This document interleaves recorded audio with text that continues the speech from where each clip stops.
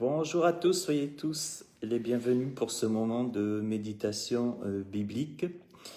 Je salue tous mes amis, fidèles, amis de Suisse, de France et d'autres pays.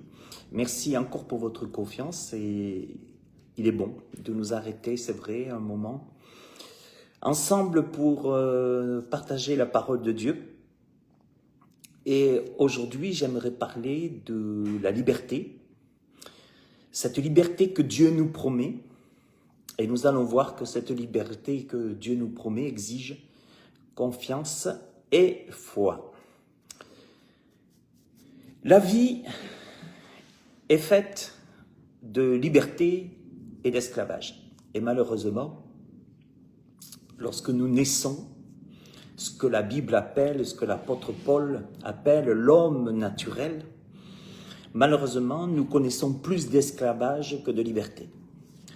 Esclavage au niveau de produits, au niveau d'alcool, de drogue, de cigarettes, toutes sortes de dépendances.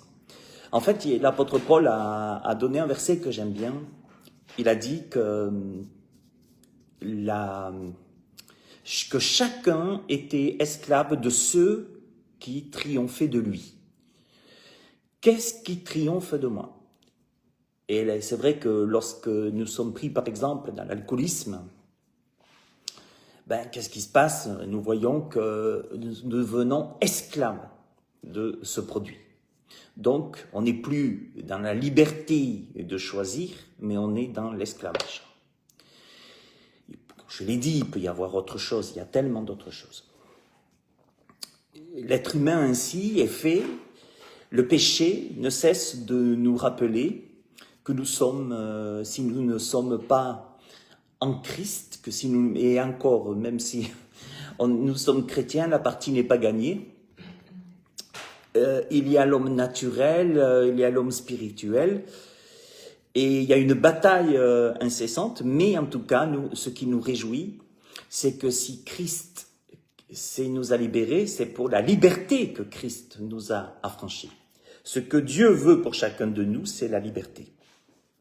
Pourquoi est-ce que dans notre monde, il y a toujours plus d'esclavage? Il y a toujours plus d'esclavage que de liberté, tout simplement parce que le prince de ce monde, c'est Satan, nous dit la Bible. Et Satan, il tient les gens dans l'esclavage.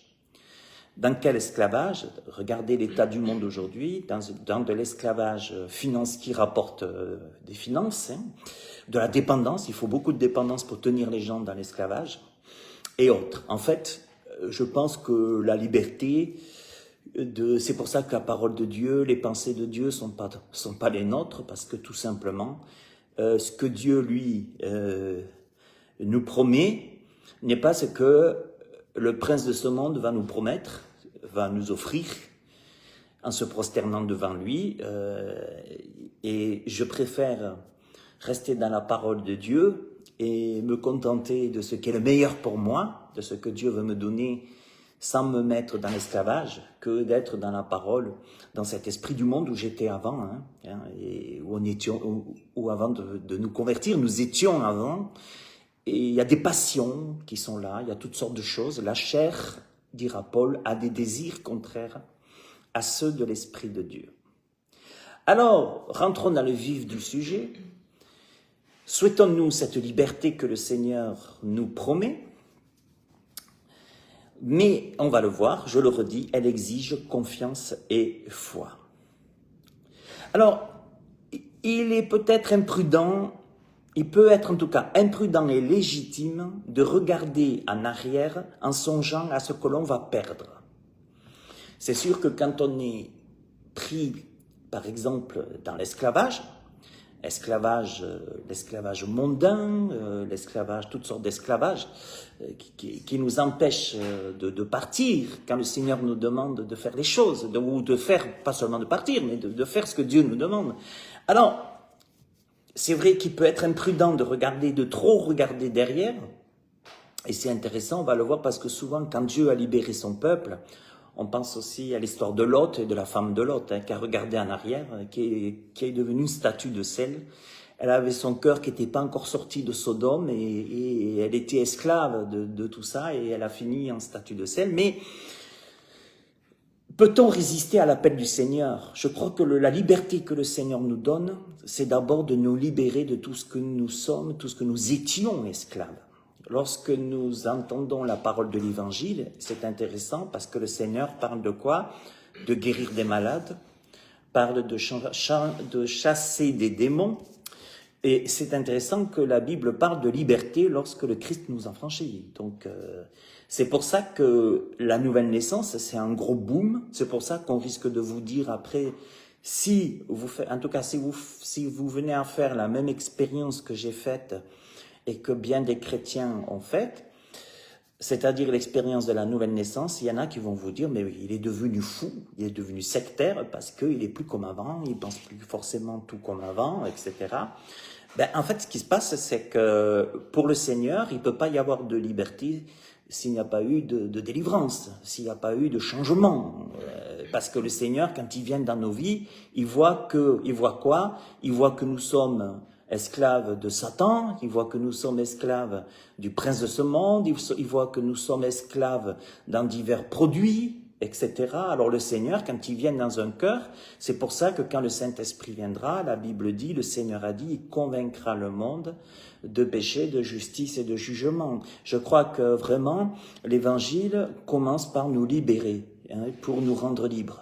Vraiment. Il faut d'abord que le Seigneur nous libère. Et pour que le Seigneur nous libère, qu'est-ce qu'il y a? Eh bien, il faut qu'on se rende compte qu'on aille à la croix, parce qu'à la croix, c'est là où le Seigneur a tout accompli, c'est là que le Seigneur a détruit les œuvres du diable. Le Fils de l'homme est apparu pour détruire les œuvres du diable. Autrefois, le prince de ce monde était notre prince. Et aujourd'hui, quand nous nous donnons au Seigneur, ben, c'est sûr que Satan, il perd. Il perd quoi? Ben, il perd tout un terrain, il perd une vie, il perd beaucoup de choses. Mais en tout cas, il faut comprendre que la liberté que le Seigneur nous propose, elle commence à la nouvelle naissance, lorsqu'il y a eu vraiment une repentance, une conviction de péché, une repentance, qu'on s'aperçoive à quel point on est dépendant, à quel point on est dans l'esclavage, esclavage de produits, esclavage toutes sortes de choses. Et c'est pour ça qu'il y a des personnes qui témoignent, qui disent, mais c'est dingue, avant que je sois chrétien, j'étais esclave de la pornographie, j'étais esclave de l'alcool, j'étais esclave de la drogue, j'étais esclave de plein de choses. Et tout d'un coup, lorsque le Christ m'a affranchi, la première chose qu'il a fait, il m'a libéré de ces choses. Ben oui, parce que pour le Seigneur, la liberté que le Seigneur nous offre commence par une libération. Et c'est exactement pourquoi Dieu a envoyé Moïse pour libérer son peuple d'Israël chez les Égyptiens, parce qu'ils étaient pris dans la servitude. Donc, mes amis, ce qu'il faut comprendre, c'est que peut-on résister à cet appel du Seigneur lorsque cela s'inscrit dans le plan qu'il a pour chacun de nous.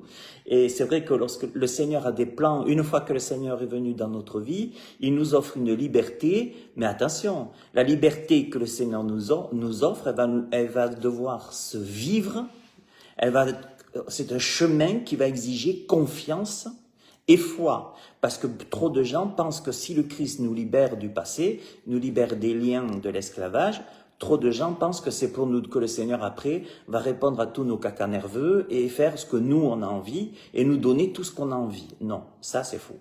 C'est pas l'évangile. Ce qui est important, non, je sais pas du tout, c'est faux. Je vous explique pourquoi. Parce que si le Seigneur nous a franchis pour être libres, c'est pas pour qu'on se retourne à ce qu'on a vomi ou être des enfants capricieux, mais c'est simplement, nous allons marcher dans une vie qui va exiger une vie chrétienne, confiance et foi pour rester dans la liberté et vraiment pour rentrer et rester dans les plans que Dieu a pour nous et dans le sens que ces plans que Dieu a pour nous, il veut pas qu'on retourne, en tout cas Dieu ne veut pas qu'on retourne dans l'esclavage du passé. Hein. Vous savez que la chair, on pourrait croire Israël a cru qu'après la délivrance ça allait être bon après, mais c'était une marche dans le désert de confiance et foi, et à un moment donné, il y en a qui regrettaient l'Égypte, qui regrettaient l'esclavage, d'accord, un peu comme la femme de Lot, il y avait quand même des concombres, il y avait des tomates, il y avait toutes sortes de choses. Ils commençaient à regretter la manne que le Seigneur leur donnait dans le désert. Pas la manne, mais ils regrettaient ce qu'ils avaient en Égypte. Ils aimaient pas ce que le Seigneur, à un moment donné, ils en avaient marre de la manne. Ils se disaient finalement, dans l'esclavage, on avait quand même certaines bonnes choses. Ce qui montre que quand le diable nous tient, quand nous sommes dans l'esclavage, il n'y a pas forcément que des mauvaises choses, d'accord? Mais elles sont mauvaises, croyez-moi, à la longue. Alors, la question qu'on pourrait, en tout cas, ce que j'aimerais dire, c'est oui, la question qu'on pourrait se poser, et qu'on peut se poser, la liberté. Regarder en arrière ou aller de l'avant? C'est une question qu'on peut se poser. Philippiens 3, 12. L'apôtre Paul dira, ce n'est pas que j'ai déjà remporté le prix. Tiens, ça tombe bien parce qu'on est en plein JO, où nous avons eu droit, entre parenthèses, à une abomination du prince de ce monde manifestée lors de la cérémonie d'ouverture. Et l'apôtre Paul se dit, eh ben, nous les chrétiens, nous sommes sur une terre ennemie. Le prince de ce monde, c'est le prince de ce monde, c'est Satan, c'est Pharaon. Et ce n'est pas que j'ai déjà remporté le prix, donc on n'a pas encore remporté les prix, on est toujours sur la terre, nous n'avons pas encore remporté le prix, ou que j'ai déjà atteint la perfection, ben non, on n'a pas atteint la perfection. Par contre, on tend à la perfection. Je profite de lire ce verset biblique, de rappeler quand il est dit « Soyez parfaits comme votre Père est parfait », parfait, on ne le sera jamais. Par contre, tendons toujours à la perfection. Seul Dieu est parfait.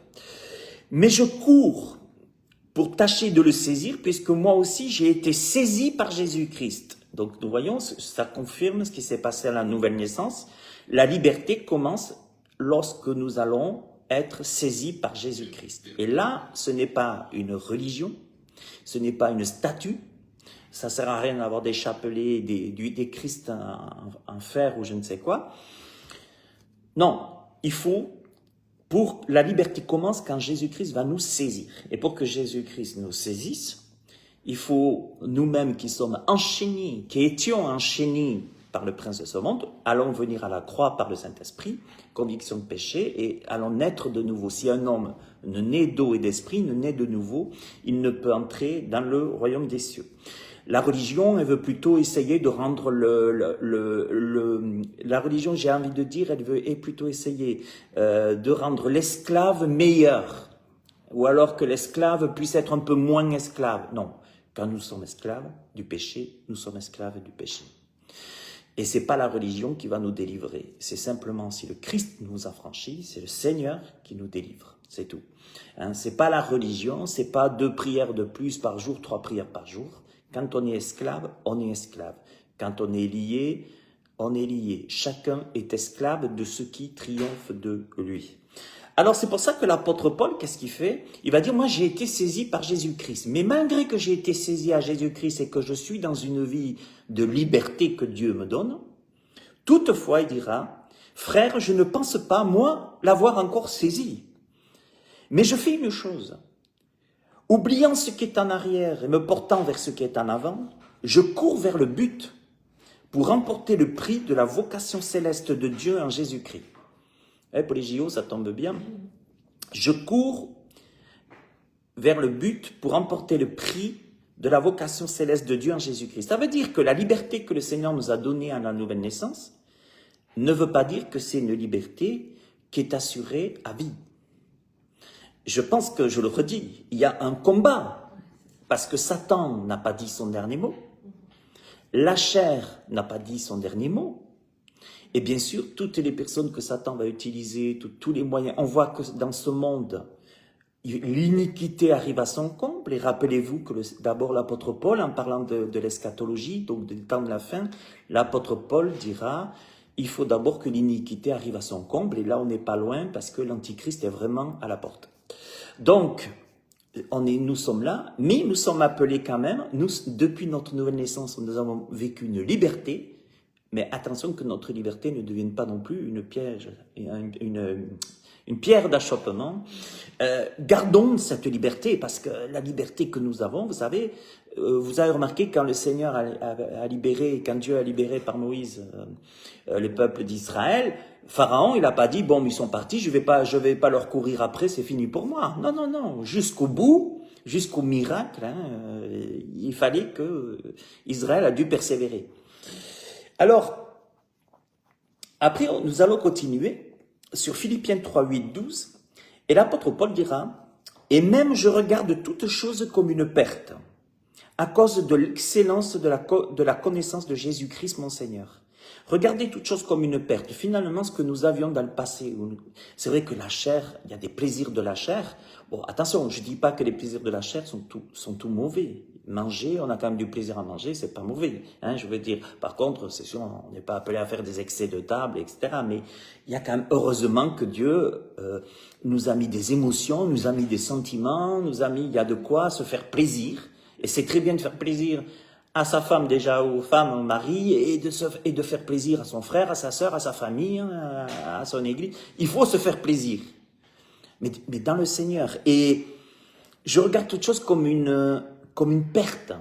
Et là, c'est là qu'on voit le degré de l'esclavage. Est-ce qu'aujourd'hui, je peux arriver à dire, je regarde toute chose comme une perte, à cause de l'excellence de la connaissance de Jésus-Christ, mon Seigneur. Je regarde toute chose comme une perte.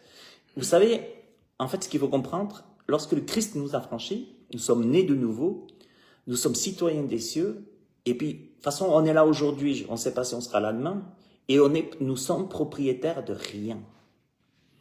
Moi, je suis content pour tous ces gens qui ont travaillé, qui ont eu ces médailles au JO, parce que ça nous parle, ces entraînements, cette façon de faire, ça nous parle pour nous chrétiens, mais ces médailles n'hériteront pas le royaume des cieux, je veux dire.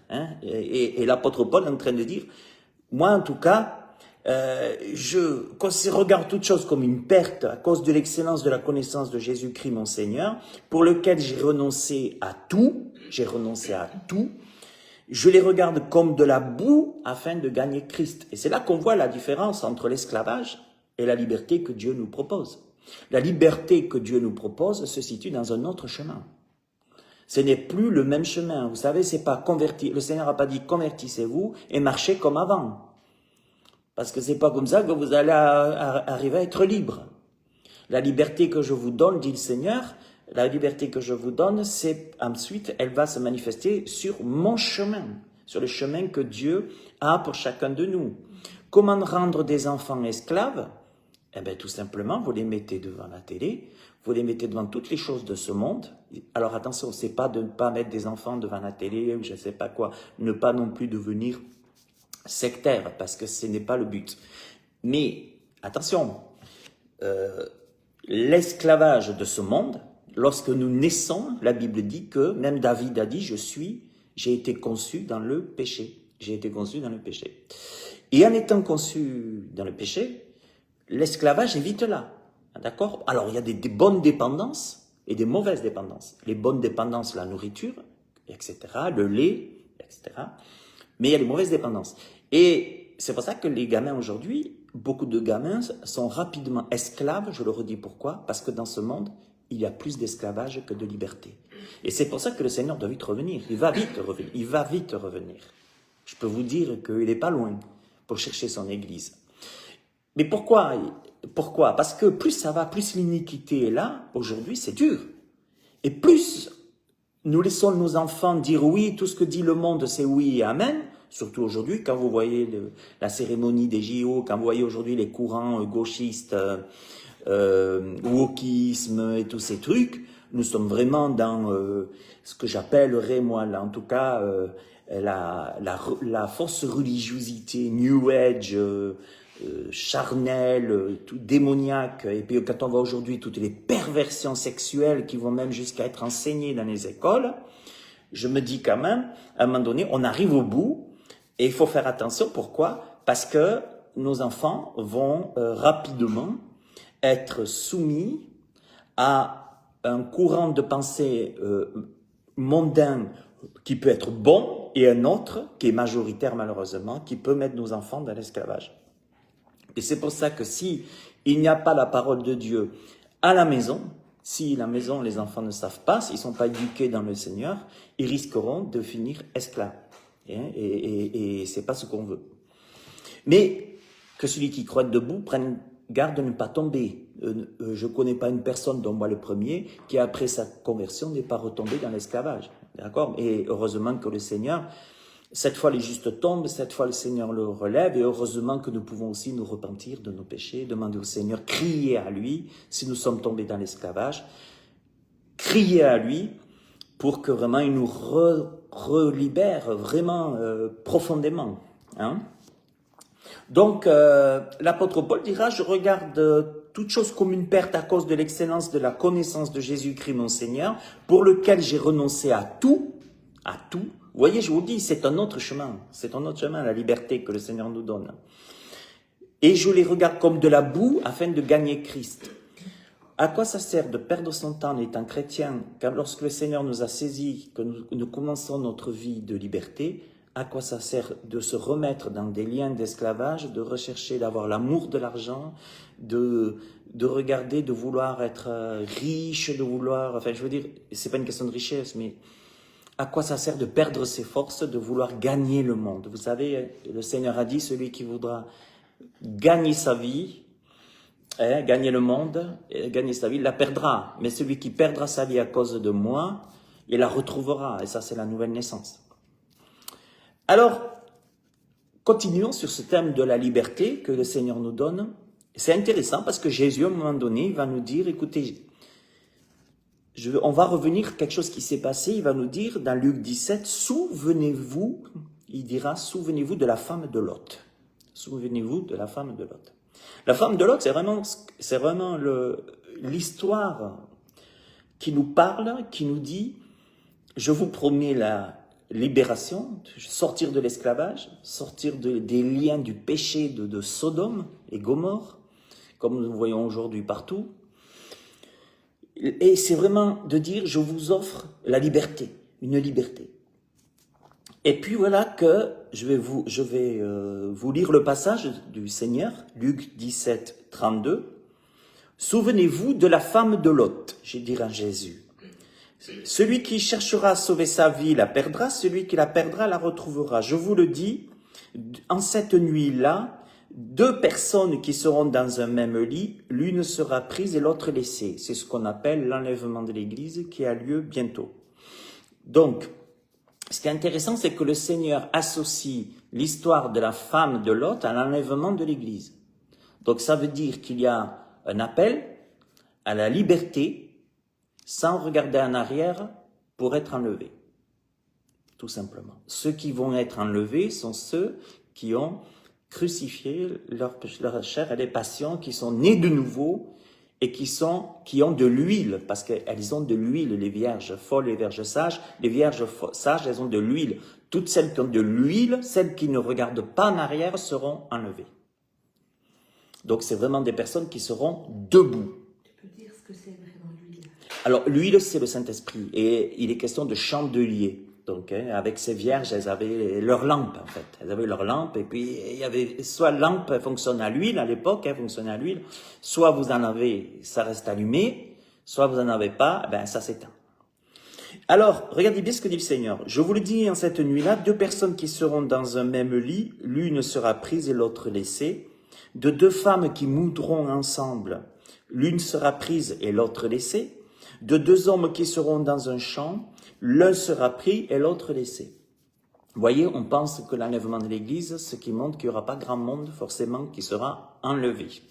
Pourquoi? Parce qu'aujourd'hui, nous le voyons, c'est le prince de ce monde, en tout cas, le péché, c'est majoritaire. Mais par contre, ceux qui vont persévérer jusqu'à la fin, ceux qui vont être enlevés, restent des restes. Dieu a toujours dit, je me suis réservé un reste qui n'a pas fléchi le genou devant Baal. Dieu, vous savez, c'est une minorité. Les personnes qui vont être enlevées, ça reste une minorité. Ceux qui sont vraiment dans l'église de Jésus-Christ qui va être enlevée, c'est celle qui est dans le corps de Christ. Pas le corps église bâtiment, mais c'est celle qui est greffée à Jésus-Christ, celle qui est avec Jésus.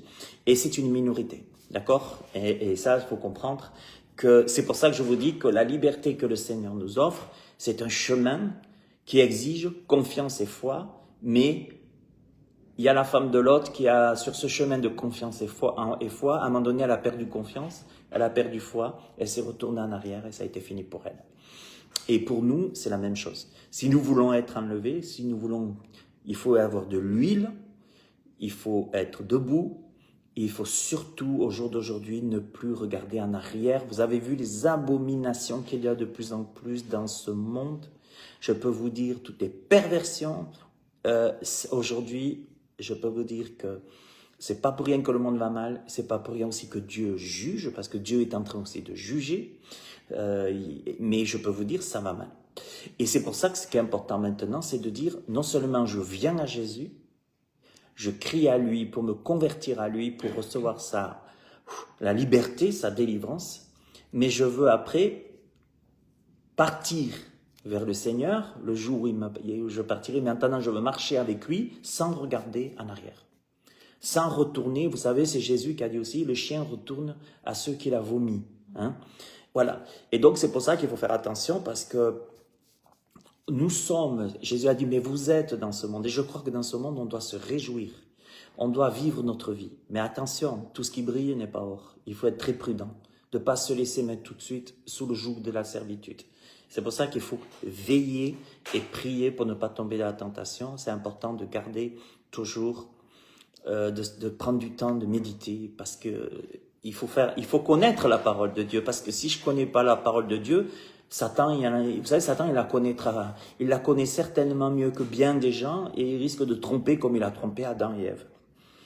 Alors, maintenant, quel est notre choix? Regarder en arrière ou aller de l'avant? C'est un choix que le Seigneur nous donne.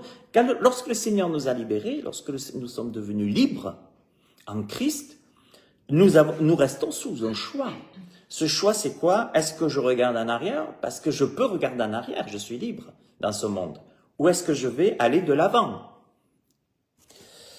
Concernant l'enlèvement de l'Église, Jésus, donc, il a pris l'exemple de la femme de Lot. Quand l'époux viendra chercher son épouse au moment venu, les vierges folles attachées aux mondanités ne pourront saisir la main de Dieu pour les délivrer, parce que ça sera trop tard, et parce que de toute façon, elles auront regardé derrière et elles auront plus d'huile, il n'y aura plus de Saint-Esprit. On peut attrister le Saint-Esprit et bien plus. Vous savez, c'est dans la Bible, dans l'Ancien Testament, il est dit, Seigneur, ne me retire pas ton Esprit Saint. C'est David qui a dit ça, hein, ne me retire pas. Et ça serait terrible que le Seigneur nous retire son Saint-Esprit. Hein. Vous savez, qu'est-ce qu'il faut pour pour être une vierge folle? Qu'est-ce qu'il faut? Il faut un simple regard en arrière. Tout comment? Oh, un regard, on peut se dire, ça fera pas de mal. Un regard, c'est pas un regard qui va faire quelque chose. Mais ce petit coup d'œil irrésistible, celui de trop, c'est celui de trop. C'est pour ça que le Seigneur il dit que ton oui soit oui, que ton non soit non, le reste vient du malin. Le malin, il essaye toujours de nous tordre. Il essaye toujours de dire, allez, mais quand même, tu peux regarder en arrière pour ça, tu peux regarder en arrière pour ça, tu peux quand même... Oui, mais je dis, mais bien sûr, on peut. On peut regarder beaucoup de choses en arrière, parce qu'il y a des bonnes choses. On n'a pas vécu que des mauvaises choses, il y a des bonnes choses.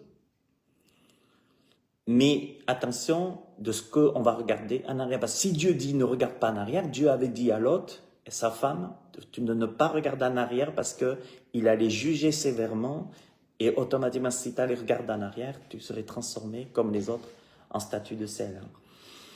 Alors, Dieu nous tend sa main pour nous délivrer. Dieu, par le message de l'Évangile, nous dit « J'envoie mon Fils pour détruire les œuvres du prince de ce monde. J'envoie mon Fils pour vous rendre libre, mais libre. Mais cette liberté que je vous propose commence par la croix. Pour que je vous libère, il faut que vous puissiez m'ouvrir la porte de votre cœur. Et puis il faut arrêter de vous dire « Je suis Dieu, je vais y arriver, je serai un bon chrétien dans la religion en m'améliorant. » Non, ça c'est un mensonge du diable. C'est pas pour rien qu'on l'appelle le prince des religieux aussi. Non, nous ne changerons jamais. La chair ne changera jamais. La liberté que Christ offre, comme a dit Paul, il faut que Christ nous saisisse. Et pour que Christ nous saisisse, il faut venir à la croix et laisser Christ nous saisir pour nous libérer et nous remplir, nous donner son Saint-Esprit. Et Jésus nous tend le message de l'Évangile, c'est le Seigneur qui nous tend la main pour nous dire « Viens, sortez ». Regardez ce qui était dit aux Actes des Apôtres. Qu'est-ce qu'a dit Pierre à Jérusalem aux Actes des Apôtres? Sortez de cette génération, sortez, sortez. Sodome et Gomorrhe, sortez, Lot, ta femme, sortez. Pas grave, hein? Non, pas laisser. Sortez, sortez. Bon, et c'est ça qui est important, c'est que la conversion, la nouvelle naissance nous demande de sortir du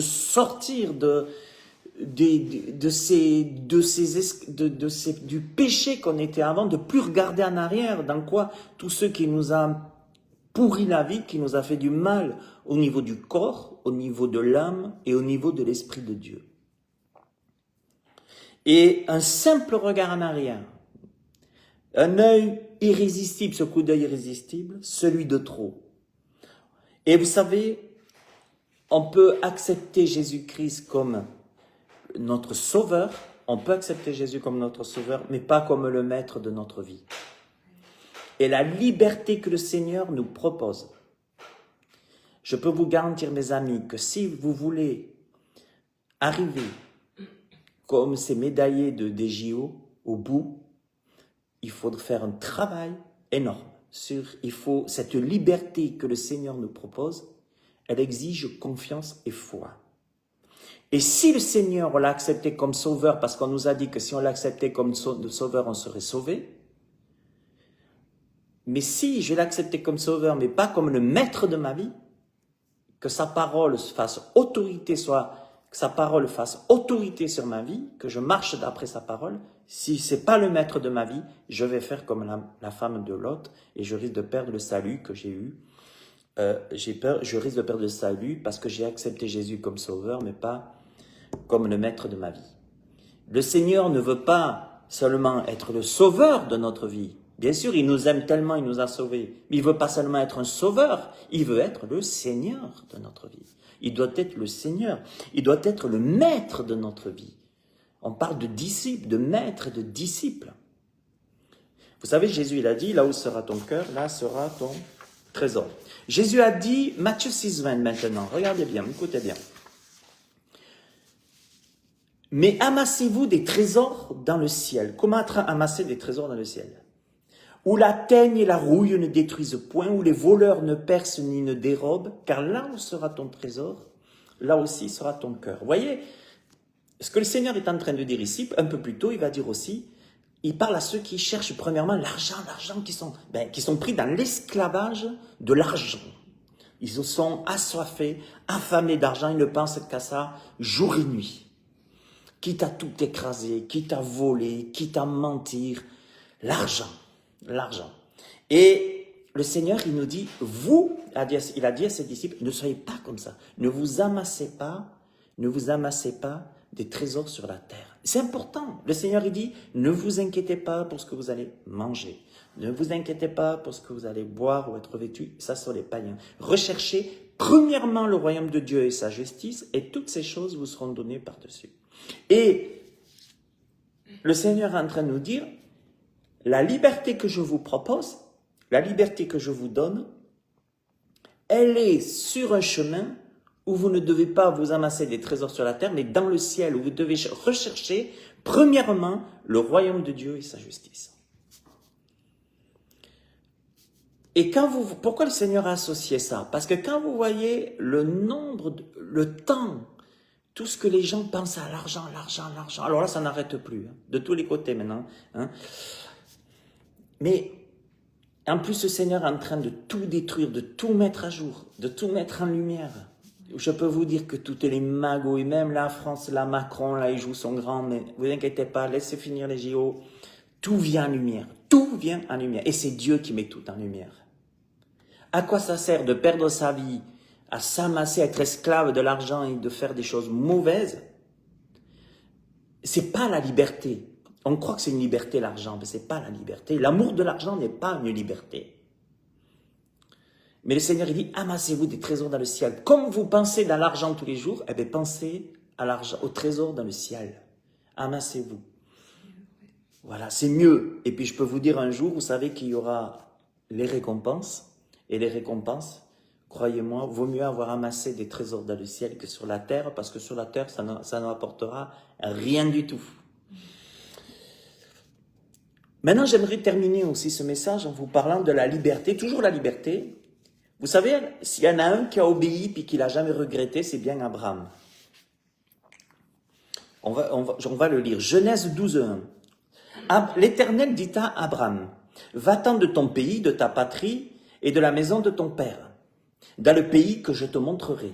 Waouh, ça fait mal quand même. Ça fait mal pourquoi? Parce que Abraham a connu la liberté parce qu'il a fait aucun cas de sa vie. Il a obéi à la parole de Dieu. Mais là, il était dans la liberté. Va-t'en de ton pays. Oui, mais bon, Seigneur, tu comprends mon pays. Tu sais, Seigneur, j'ai pas fini de cotiser à ma retraite. J'ai pas encore fini de cotiser à mon deuxième pilier. Puis, Seigneur, tu sais, j'ai ma maman qui est pas encore tout à fait morte, ni mon papa, ni mon grand-père peut-être. Puis, tu sais, Seigneur, il y a une entreprise familiale à gérer. Puis, Seigneur, tu sais. Et le Seigneur, bon, l'Éternel dit à Abraham, va-t'en de ton pays, de ta patrie, et la maison de ton père dans le pays que je te montrerai. C'est oui ou c'est non. Soit tu regardes devant, ou soit tu regardes derrière. Je parle bien sûr de l'appel de Dieu. D'accord? De l'appel de Dieu. Hein? Bien sûr. Voilà. Et en plus, Dieu est en train de lui dire, dans le pays que je te montrerai, ça veut dire quoi? Qu'il ne savait même pas. Le gars, il doit tout laisser. Et en plus, c'est le Seigneur qui va lui montrer par la suite. Et c'est pour ça que j'ai mis comme titre de ce message, la liberté exige confiance et foi. Je ferai de toi une grande nation. Ah, ben là, quand même. Je te bénirai, je rendrai ton nom grand, et tu seras une source de bénédiction. Je bénirai ceux qui te béniront, et je maudirai ceux qui te maudiront. Et toutes les familles de la terre seront bénies en toi. Vous voyez, je le redis, la liberté que le Seigneur nous offre, accompagnée de ses bénédictions, passe quoi? En ne regardant pas derrière, mais en marchant, en regardant devant. C'est ce que je vous dis, pour rester dans la liberté du Seigneur, il faut toujours regarder devant. Dans l'appel de Dieu pour nous. C'est plus nous restons dans l'appel de Dieu, plus nous obéissons à l'appel de Dieu, plus et on sera libre, on marchera dans la liberté de Dieu et on risquera pas d'être dans l'esclavage. Hébreux 11.8 explique ce qui était si extraordinaire dans son départ. Regardez bien ce qu'il est dit. Hébreux 11 dira l'auteur, c'est par la foi qu'Abraham, lors de sa vocation, obéit et partit pour un lieu qu'il devait recevoir en héritage et qui partit sans savoir où il allait. Voilà, c'est ça la vie chrétienne. C'est ça la foi. Vous savez, aujourd'hui, on est très, très, très prévoyants entre nous. On est en train de se casser le cul, de se crever le cul, de prévoir. Oh non, moi je veux un bon deuxième pilier, un bon troisième pilier, je veux un bon ci, je veux un bon ça, je veux... Tout est en train de se casser la gueule. Peut-être que vous allez vous tuer la santé, vous tuer la vie, là, de vouloir garder comme huile de funeste dans la var, voilà, de garder tout, de creuser. Mais on risque de tout perdre. On risque de perdre beaucoup. Tandis qu'avec le Seigneur, non seulement on ne perd pas, on perd peut-être ce que la chair, elle aime le plus. Mais croyez-moi que le Seigneur nous donnera ce qu'il y a de meilleur pour nous. Et en plus, c'est pour quelque chose qui ne se corrompt pas. Hein? C'est quelque chose d'éternel. Alors, regardez bien ce que dit l'Épître aux Hébreux. Abraham partit, il eut confiance en l'Éternel. Il a eu confiance en l'Éternel. Et dans le mot confiance, il y a le mot foi, confiance et fidélité. Il y a ces trois mots. Étant convaincu qu'il le guiderait lui et sa famille vers une destination inconnue. Il était convaincu. C'est ça la foi. La foi, c'est l'assurance des choses qu'on espère, une démonstration de ceux que nous ne voyons pas. C'est ça la foi. La foi, c'est d'obéir à ce que Dieu nous demande d'obéir. S'il faut partir, on part. Qu'importe, papa, maman, mes banques, mes assurances. Si tu dois quitter un pays, tu quittes un pays. Si tu dois... c'est ça. Mais il était convaincu que Dieu le guiderait et qu'il ne serait pas abandonné. Il ne pose... Ce que j'aime bien aussi chez Abraham, c'est qu'Abraham, c'était Abraham à ce moment-là, ce que j'aimais bien, c'est qu'il n'a pas posé de questions. Oui, mais Seigneur, tu pourrais quand même comprendre, mais comment je vais faire? Non, non, non. Il est parti. Ok. Vous savez, c'est comme quand Jésus, il a dit à Matthieu, attention, là, on parle d'impôts, là, hein, le gars, il gérait les impôts, attention. Hein. Toi, suis-moi. Boum. Oui, mais attends, Seigneur, je suis fonctionnaire, attends, oh, t'as vu les avantages? On verra à la retraite si j'ai un peu de temps pour toi. Hein, on verra, hein. Non, il ne posa pas de questions. Sa foi et ses œuvres se sont démontrées comment? Vous savez comment ça s'est démontré, sa foi et ses œuvres? Elles se sont démontrées en partant. C'est lorsqu'il est parti que Dieu a dit, voilà sa foi et voilà les œuvres de la foi. C'est la foi et les œuvres. C'est là. Sa foi et ses œuvres se sont démontrées là. Vous savez, le Seigneur, il entend souvent des bonnes paroles, des belles paroles. Le dimanche, on peut chanter, ou à Noël, allez, on se dit, je vais quand même aller un coup à l'église une fois par an, puis faire, oh, comme Pierre, comme faisait Louis de Funès, oh, vous savez, c'est pas ça la foi. Et c'est même pas ça la vie chrétienne. La foi, elle se manifeste par les œuvres. Terminé, basta. Il y en a qui, non, si tu as la foi, tu es sauvé. Non. La foi, sans les œuvres, elle est morte. Oui, c'est par la foi en Jésus-Christ que nous sommes sauvés, ça c'est vrai. Mais attention, ne pas perdre son salut quand même. Hein. Et ce qui est important, c'est qu'avoir des œuvres qui suivent. En tout cas. Parce que la foi se démontre par les œuvres. Regardez, je vais vous lire, on va continuer, je vais vous lire le passage. Mais l'Épître aux Hébreux, il est dit quoi? Abraham, notre père, ne fut-il pas justifié par les œuvres? C'est par les œuvres qu'il a été justifié, là, Abraham aussi.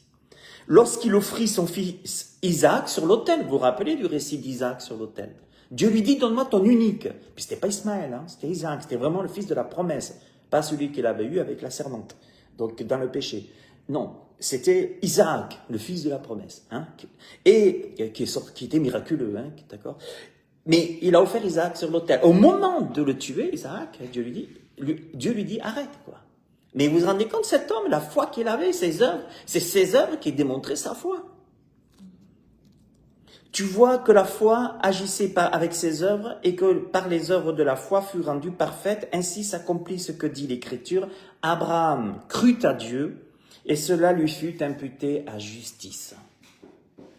En fait, et il fut appelé ami de Dieu, il est dit, ami de Dieu. Qui sont les amis de Dieu? Ce sont ceux qui sont nés de nouveau, que le Christ a affranchi, qui connaissent la liberté et qui marchent sur le chemin que Dieu a prévu pour eux, qui démontrent leurs œuvres, leur foi, par leurs œuvres. Si tu peux dire aux gens je suis chrétien, mais si tu veux même pas dire aux gens que tu es chrétien, si tu veux pas évangéliser, tu évangélises pas. Mais vous savez ce que Dieu veut? Il veut des gens, Dieu il cherche des gens qui vont dire j'ai la foi et je montre et je démontre par les œuvres quelle est ma foi et pourquoi j'ai cette foi. C'est sûr que si tu n'as rien à dire, si tu n'es pas né de nouveau, si tu as juste fait un cours pour savoir comment évangéliser et que tu récites 3 Ave, je ne sais pas combien, mais non, c'est pas ça. On va dire ce qu'on a vécu. Abraham, il avait des choses à dire. David, il avait des choses à dire. Moïse avait des choses à dire. Tout le monde avait des choses à dire. Mais il faut avoir des choses à dire. Et ces choses à dire, ce que nous disons, c'est ce que nous avons reçu. Nous avons été saisis par Jésus-Christ. Nous avons été affranchis. Nous avons reçu l'Esprit de Dieu. Et c'est par cet Esprit d'ailleurs que nous allons évangéliser. Mais si tu n'as pas les œuvres de la foi, ta foi, elle est morte. Donc tu peux rester chez toi, pas évangéliser, pas vouloir des problèmes avec ton voisin et ta voisine. Jésus a dit, les gens auront même pour ennemi ceux de sa maison. Tu peux perdre ton père, tu peux perdre ta mère, tu peux perdre ton frère, tu peux perdre ta soeur, tu peux perdre ton fils, tu peux perdre ta fille, tu peux perdre. Mais tu démontreras par tes œuvres quelle est ta foi. Et là, tu seras appelé ami de Dieu. Jésus a dit, celui qui aura honte de moi et de mes paroles sur cette terre, j'aurai honte de lui aussi, devant le Père. Parce que quand on sera vers le Père, à un moment donné, pour les récompenses, t'as vu là, t'as eu honte. Hein? Ah là, t'as eu honte. Puis t'as fait quoi? Ah, t'as vu une croix sur un chapelet, t'avais une croix là? Et puis ça t'a apporté quoi ça? T'as fait quoi pour moi? T'étais pas mon ami. Je te connais pas. Mais j'ai guéri des malades, Seigneur, j'ai chassé des démons. Je te connais pas. C'est pas possible, Seigneur, c'est moi. Coucou, c'est moi. Je te connais pas. T'étais pas mon ami. Tu sais ce que c'est un ami? Un ami, il n'a pas honte de son ami. Toi, tu as la foi? Ben montre-moi tes œuvres. Et tu seras appelé ami de Dieu. Ah, ben oui, il y a chrétiens et crétins. Eh oui, les chrétiens, c'est ceux qui prennent la croix du Christ. Prenez ma croix. Prenez mon joug, a dit le Seigneur. Prenez ma croix. Recevez mes instructions. Ça, ce sont les chrétiens. Ce sont ceux qui, comme j'ai écouté là, un Suisse et une Française qui ont dit, ils risquent de le payer cher d'ailleurs, au JO, ils ont dit, je remercie Jésus-Christ, je remercie Dieu le Père pour ma médaille. Vous vous rendez compte? Ça, il le démontre, il est en train de montrer à tout le monde qu'il a la foi, et il le dit. Oh, Satan va pas être content, le prince de ce monde. Hein. Il va vite aller parler un peu aux autorités, là, aux wokistes et tout ça, aux gauchistes, et pour leur dire, il faut vite lui foutre une amende. Hein. Ah, ben oui, parce que la persécution, elle a toujours été. Depuis l'Ancien Testament jusqu'à aujourd'hui, et ça sera comme ça jusqu'au retour du Christ, il n'y aura que de la persécution. L'apôtre Paul a dit, or tous ceux qui veulent vivre pieusement Jésus-Christ seront persécutés. Mais la foi, si tu veux être appelé ami de Dieu, tu as la foi, c'est bien, mais et aussi les œuvres, et surtout démontre tes œuvres par ta foi. Et là, tu seras ami de Dieu. Tu seras persécuté, tu seras haï, on te traînera partout. Mais c'est pas grave, tu as une vérité, tu es en paix avec toi-même. Je démontre, si j'avais pas vécu une nouvelle naissance, si j'avais pas eu une rencontre avec le Seigneur, si j'avais pas eu une rencontre avec Jésus-Christ, si Jésus ne m'avait pas mis, l'Esprit de Dieu ne m'avait pas mis à terre, je pourrais pas dire ce que je dis aujourd'hui. Vous croyez que ce que je dis aujourd'hui, je l'ai récité comme ça? Ce que je suis en train de vous dire, moi je l'ai vécu. Là, je témoigne de ma foi. C'est les œuvres de ma foi. Je vous le dis. Après, je m'en fous, moi. Si vous êtes mes amis, c'est bien. Si vous êtes mes ennemis, je vous bénis. C'est pas grave. Mais je veux dire, il y a les amis, il y a les amours, il y a les emmerdes dans la vie. C'est comme ça. Mais après, vous inquiétez pas. Mais le Seigneur n'aime pas les hypocrites. Il a dit les hypocrites, ils se mettent en religieux, ils se mettent en tenue, mais ils ne mettent pas les œuvres de la foi. C'est que des menteurs. Non, ce que Dieu regarde, c'est au cœur. L'homme regarde aux apparences, mais l'Éternel, il regarde au cœur. Dieu ne vous appelle pas à être des hypocrites. Dieu nous appelle d'être vrais. Tu le dis, eh bien, tu le montres et tu seras mon ami. Par contre, je te promets, la liberté et pas l'esclavage. On pourra te mettre dans la prison, tu seras libre. On pourra te mettre au lion, tu seras libre. On pourra te mettre, comme Daniel à la fosse au lion, on pourra te livrer aux tribunaux, tu seras libre. Tu te rends compte? Mais ça, tu ne peux pas la comprendre, cette liberté, parce qu'elle se vit en tant que chrétien. Elle se vit dans la persécution quand Dieu est avec toi, dans la fosse au lion, dans la prison, partout. Et mes amis, je termine. Jacques 2, 20 à 24, ce que je disais. Vous voyez que l'homme est justifié par les œuvres, non par la foi seulement. Il fut appelé ami de Dieu, dira Jacques. Vivre la liberté, mes amis, c'est un appel. Vous savez que c'est un appel de vivre la liberté. Je l'ai découvert quand j'ai préparé ce message. Je vais vous lire Galates 5, 13. Frères, vous avez été appelés à la liberté. Dieu nous appelle à la liberté. C'est un appel. Ça veut dire qu'on n'est pas libre d'office. Je pense que comme moi, avant que vous donniez votre cœur au Seigneur, vous avez bien vu que la liberté, c'est vraiment un appel. Hein, voilà. Et puis, en tant que chrétien, je le redis, c'est pas parce qu'on s'est converti, qu'on a reçu le Seigneur, qu'on est libre. Oui, on est libre. Mais attention, de ne pas se de finir comme la femme de l'autre. Il ne faut pas confondre la liberté de ce monde, qui n'est qu'une autre forme d'asservissement, avec la liberté selon Dieu. Je répète, il ne faut pas confondre la liberté soi-disant de ce monde, qui n'est qu'une autre forme d'asservissement. En fait, la liberté du monde, c'est une autre forme d'asservissement. Avec la liberté qu'offre Dieu. C'est vrai, si vous regardez le monde, les gens se croient libres. Mais ils ne sont pas libres. Libres de quoi? Ils sont libres d'acheter peut-être ce qu'ils veulent à manger, tant qu'il y en a et encore, oui, tant qu'il y en a c'est bien, mais libres de quoi? Tu ne peux plus aller acheter, vendre sans avoir déjà la marque de la bête qui arrive à grands pas, mais déjà on sait tout de toi. Tu crois que tu es libre de quoi? La liberté, c'est fini. Satan, pour le prince de ce monde, pour l'antichrist, il n'y aura pas de liberté. Pourtant, tout le monde va se prosterner. Vite, oui, oui, je veux. Il va rétablir l'économie, mais tout le monde va aimer. Allez, puce-moi. Vas-y, oui, oui. Mais après, ils vont se rendre compte qu'il n'y a plus de liberté. Que c'est pas ça la vraie liberté. Regardez bien ce que dit, et je termine avec de Paul dans 2 Corinthiens 3, 17. Or, le Seigneur, c'est l'Esprit, avec un grand E, c'est le Saint-Esprit, c'est l'Esprit. Et là où est l'Esprit du Seigneur, là est la liberté. Ah, tu cherches la liberté, c'est un appel. C'est là où il y a l'Esprit du Seigneur que là est la liberté. C'est là qu'elle est la liberté. Où il y a l'Esprit du Seigneur. Si tu as l'Esprit de Dieu, il y a la liberté. Et si tu fais pas attention, si moi je fais pas attention, on risque de perdre le Saint-Esprit, de retirer le Saint-Esprit et plus être dans la liberté. Restons dans la liberté. Mais il y a un combat, on est sur une marche. Et le Seigneur nous dit, marche, marche, garde ta liberté, continue à me faire confiance, marche, continue. 7 fois le juste tombe, 7 fois le Seigneur le relève. Mais attention, il y a tombé et le regretter, se repentir comme le fils prodigue. Il y a un peu tombé comme la femme de Lot, parce que le cœur n'avait pas été converti au Seigneur. Vous savez, vivre la liberté, vivre sa liberté, c'est un appel. Attention à ceux qui voulaient nous les piller. Alors pour cela, il y a un endroit pour se faire enlever la paix, c'est malheureusement l'Église, tout ce qui est religieux. Galates 2,4. Et cela à cause des faux frères qui s'étaient furtivement introduits, glissés parmi nous, pour épier la liberté que nous avons en Jésus-Christ avec l'intention de nous asservir.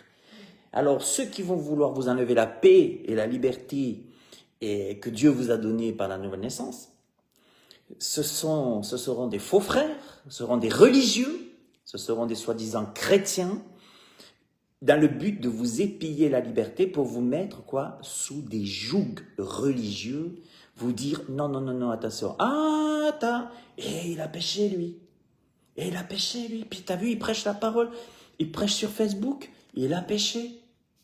Ah. Mais qu'est-ce que tu vas m'emmerder avec me rappeler des choses que Dieu m'a pardonnées?